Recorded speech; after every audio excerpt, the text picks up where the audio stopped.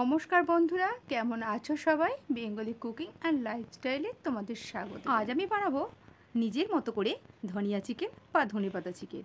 আমি তো অনেক ভিডিও ইউটিউবে দেখেছি, কিন্তু এটা আমার মনে হলো যে নিজের মতো করে একটু বানাই, আর সেটাই তোমাদের সঙ্গে শেয়ার করছি। তো প্রথমেই দেখলে পেঁয়াজ, আদা, রসুন, শুকনো লঙ্কা আর নিয়েছিলাম একটা গোটা টমেটো। আর এখানে দেখতে পাচ্ছ যে চিকেনটা নিয়েছি 500 গ্রাম চিকেন। আর ধনিয়া চিকেনের জন্য এখানে যে মূল উপকরণটা সেটা হচ্ছে ধনেপাতা, তাই এখানে নিয়েছি 11টি ফ্রেশ ধনেপাতা। উপকরণ সব রেডি। এদিকে একটা কড়াই বসিয়ে দিয়েছি, তাতে দিয়ে দিয়েছি 100 গ্রাম সর্ষের তেল। তেলটা গরম হতেই ওর মধ্যে দিয়ে দিলাম দারচিনি, এলাচ, লবঙ্গ, শুকনো লঙ্কা আর জিরে ফোড়ন। গোটা মশলাগুলো থেকে সুন্দর একটা ফ্লেভার ছাড়তেই ওর মধ্যে দিয়ে দেব পেঁয়াজ কুচি আর রসুন কুচি।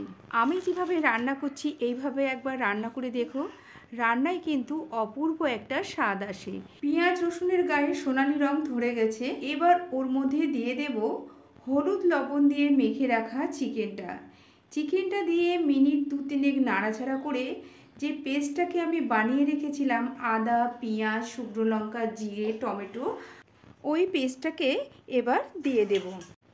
আমি আদা রসুনের পেস্টটা যে পর্যায়ে এসে ব্যবহার করলাম তখনই কিন্তু এটা দিতে হবে।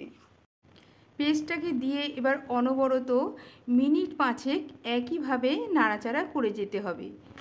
এখন যে চিকেনটাকে কষাচ্ছি এই পর্যায়ে এসে ঢাকা দিলে কিন্তু হবে না, তাহলে কি হবে বলো তো, চিকেন থেকে জল বেরিয়ে যাবে, আর তাতে কি হবে বলো তো, কষাটা একদম ভালো হবে না। তোমরা এখন এটাই ভাবছো তো যে দিদিভাই ধনিয়া চিকেন রান্না করছে, তা ধনেপাতা এখনও দেয়নি কেন? দেবো। ধনেপাতা পরে দিলে কি হবে বলো তো, ধনেপাতার যে রঙটা না সেটা খুব সুন্দর থাকে, আর খেতেও কিন্তু দারুণ হয়। ধনেপাতার যে সেন্টটা থাকে সেটাও কিন্তু পরে দিলে তার দারুণ একটা খাওয়ার সময় ফ্লেভারও পাওয়া যায়। চিকেনটা কিন্তু খুব সুন্দরভাবে আমার কষানো হয়ে গেছে।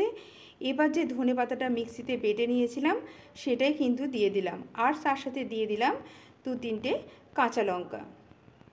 এই যে ধনেপাতা আর কাঁচা লঙ্কার যে সুন্দর একটা ফ্লেভার না, সেটা শেষ পর্যন্ত চিকেনের মধ্যে রয়ে যায়, আর খেতেও কিন্তু দারুণ লাগে। এবার মিনিট 2-3 ঢাকা দিয়ে এটাকে হতে দেব। তো দেখো, ধনিয়া চিকেন কিন্তু আমি এইভাবেই বানাই। তোমরা কেমনভাবে বানাও সেটাও কিন্তু কমেন্টে জানিও। আর হ্যাঁ, আমি কিন্তু শেষে আর গরম মশলা ব্যবহার করব না, যেহেতু ধনেপাতা দিয়েছি তা ধনেপাতার একটা সুন্দর ফ্লেভার থাকে, তার জন্য এখানে গরম মশলা আর ব্যবহার করলাম না।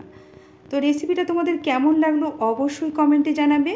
ভালো লাগলে একটা লাইক করে দেবে, আর আমার চ্যানেলে যদি নতুন বন্ধু হয়ে থাকো চ্যানেলটি সাবস্ক্রাইব করে প্লিজ আমার পাশে থেকো, আর পাশে থাকা বেল আইকনটি প্রেস করে দিও।